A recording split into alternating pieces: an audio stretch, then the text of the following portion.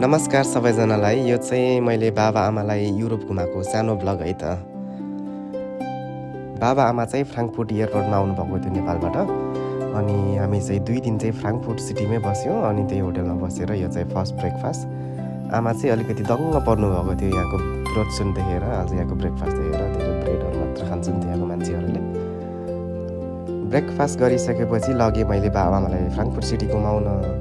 फ्राङ्कफुर्ट अलिअलि घुमियो अनि त्यसपछि अलिअलि सपिङ गरेर लाग्यो होटलतिर पास बस्नु।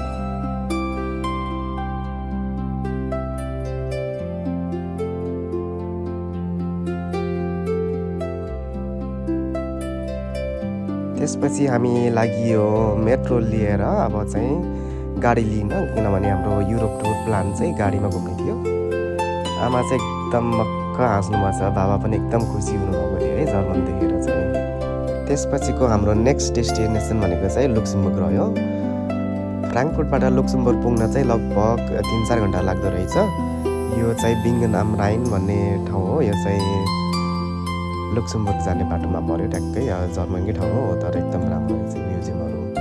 यो फोटो हेर्दा आमालाई चाहिँ एकदम मन पऱ्यो अरे, यो पछाडिको फुल भएको पहेँलो पहेँलो। फ्राङ्कफुर्टबाट लगभग 4 घन्टाको बाटोबाट चाहिँ हामी चाहिँ पुग्यौँ लक्समबर्गमा। यो चाहिँ हामी बास बस्ने सानो घर हो, क्याम्पिङ नै भनौँ। अनि यो भयो गाडी, जुन गाडीमा चाहिँ हामी 14 दिनको युरोप टुर चाहिँ यसैमा घुमेको थियो।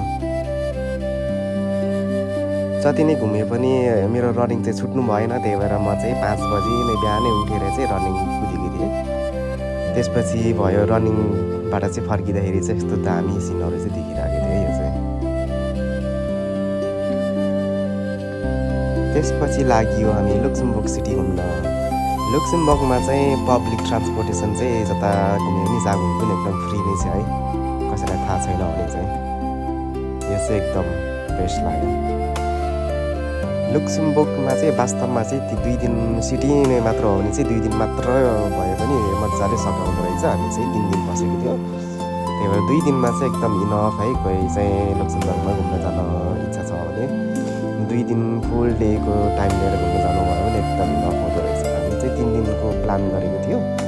3 दिन चाहिँ अलिकति नै बढी नै भएको थियो हामीलाई चाहिँ, किनभने 2 दिनमै लगभग मेन राम्रो घुम्ने ठाउँहरू चाहिँ हामी चाहिँ 2 दिनमै घुमेर चाहिँ सकाइसकेको थियो।